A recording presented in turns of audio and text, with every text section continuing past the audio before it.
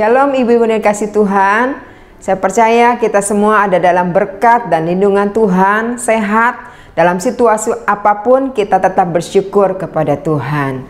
Kembali kami WBI Korda DKI Jakarta dalam acara WBI Menyapa, menyampaikan kebenaran firman Allah. Hari ini tema kita adalah wanita yang menginspirasi. Seorang wanita yang bernama Lena Maria, penyanyi, dia datang di beberapa gereja menaikkan pujian bagi Tuhan dan sungguh memberkati.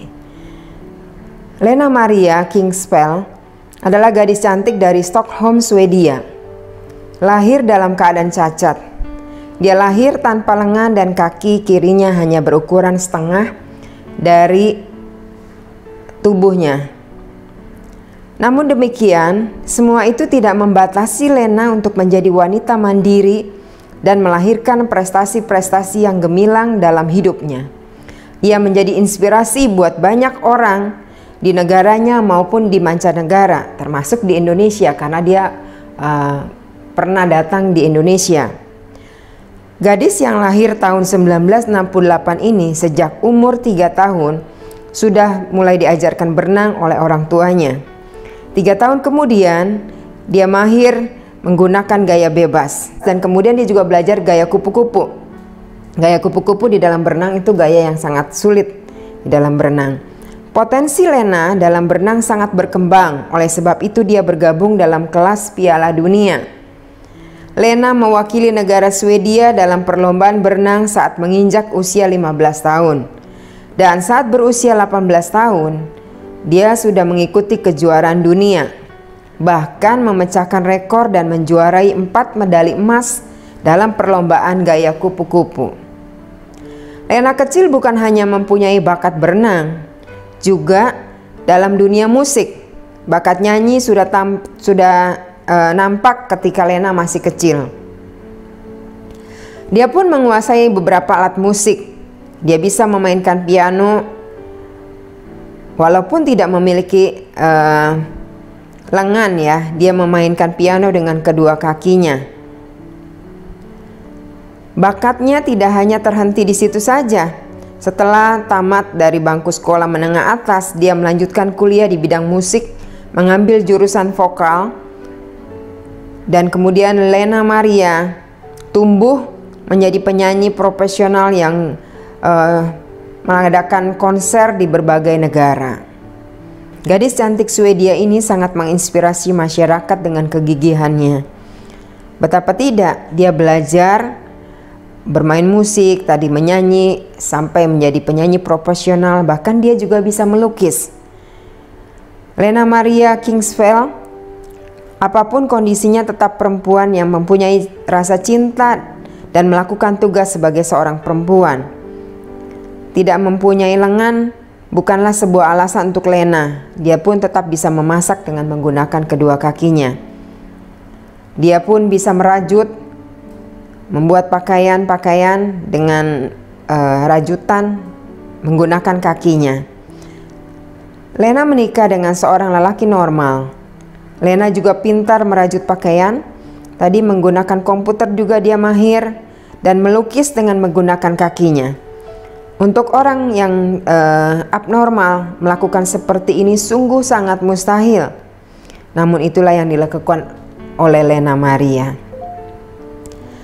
Ada satu statement Lena Maria yang luar biasa. Dia berkata gini, I prefer to rejoice when I can do, not mourn what I can.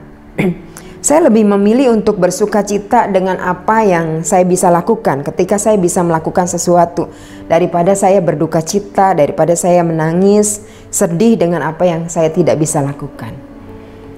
Kalau Lena Maria yang dengan segala keterbatasannya, tetapi dia bisa menginspirasi banyak orang, dia bisa menyanyi, dia bisa bermain musik, dia bisa merajut, dia bisa main piano, dia bisa berenang, dia bisa memasak, dan bisa melakukan banyak hal yang sungguh bisa menginspirasi banyak orang.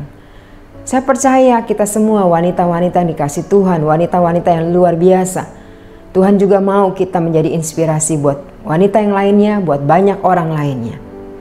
Di dalam Mazmur 139 ayat 13 dan 14 dikatakan firman Tuhan, sebab Engkaulah yang membentuk buah pinggangku, menenun aku dalam kandungan ibuku. Aku bersyukur kepadamu oleh karena kejadianku dahsyat dan ajaib. Ajaib apa yang Kau buat dan jiwaku benar-benar menyadarinya. Bagaimana kita bisa menjadi inspirasi buat banyak orang? Dari ayat yang kita baca, yang pertama, kita harus menyadari bahwa kita ini dibentuk, dirancang Tuhan begitu rupa dari sejak kandungan ibu kita. Itu artinya apa? Bahwa kita ini sungguh adalah wanita-wanita, orang-orang yang luar biasa yang sudah dipersiapkan Allah.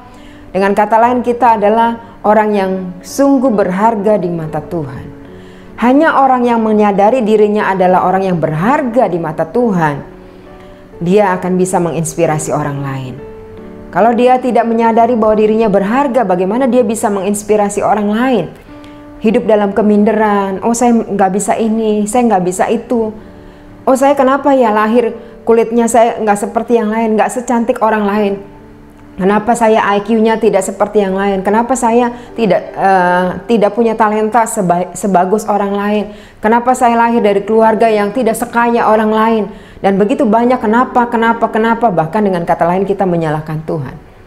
Kita tidak akan pernah bisa menginspirasi banyak orang. Tapi ketika kita sadar bahwa hidup kita ini sudah dirancang oleh Tuhan dari sejak kandungan ibu kita, berarti Tuhan adalah sang maestro sendiri yang menciptakan kita, membentuk kita. Itu sebabnya tidak ada satupun di dunia ini yang sidik jarinya sama dengan setiap kita. Walaupun kembar identik pun tidak sama sidik jarinya. Kenapa? Karena kita itu berharga di mata Tuhan. Mulai hari ini biarlah kita menyadari bahwa diri kita ini berharga. Selalu confess bahwa diri saya berharga di mata Tuhan. Sehingga ketika kita menyadari keberadaan kita, ada banyak kelebihan-kelebihan yang Tuhan berikan kepada kita. Karena kita adalah masterpiece-nya Tuhan. Luar biasa, diciptakan indah di mata Tuhan. Pasti ada yang bisa kita lakukan buat banyak orang. Memberkati banyak orang, menginspirasi banyak orang. Yang kedua, bagaimana kita menjadi inspirasi buat banyak orang? Yang kedua dari ayat yang ke-14. Dan jiwaku benar-benar menyadarinya. Artinya apa? Bahwa kita tuh menyadari kita ini buatannya Tuhan, kita ini diutus Tuhan. Jadi Tuhan bukan sembarangan menciptakan kita nggak ada tujuan. Manusia aja membuat sesuatu ada tujuannya. Membuat kursi ada tujuannya untuk duduk. Membuat kamera ada tujuannya untuk memperbesar gambar, untuk mendokumentasi gambar dan lain-lain. Ada tujuannya, apalagi Tuhan. Tuhan sebagai maestro yang menciptakan kita, Dia punya tujuan untuk kita ada di dalam dunia. Itu sebabnya kalau Tuhan punya tujuan dalam hidup kita di dunia ini, mari kita mau menjadi orang-orang yang menyadari itu, sehingga kita bisa menginspirasi orang lain. Dengan cara apa? Yang jelas ketika kita percaya kepada Yesus, tujuan hidup kita adalah menyelamatkan banyak orang. Begitu banyak orang yang belum diselamatkan. Mari kita menjadi berkat, menyadari semuanya itu, menjadi berkat melalui perkataan, perbuatan, apa yang kita bisa kerjakan. Kata firman Tuhan, lakukanlah dengan segenap hatimu seperti untuk Tuhan. Sehingga dua hal ini ketika kita melakukannya, ya yang pertama kita menyadari bahwa kita adalah orang-orang yang berharga di mata Tuhan. Yang kedua, bahwa Tuhan punya rencana yang besar atas hidup kita. Maka ketika kita menyadari hal ini, kita akan bisa menginspirasi. Apapun yang ada dalam hidup kita, talenta apapun yang kita bisa lakukan, itu pasti memberkati banyak orang. Mari wanita-wanitanya yang luar biasa, jadilah inspirasi buat banyak orang. Tuhan Yesus memberkati.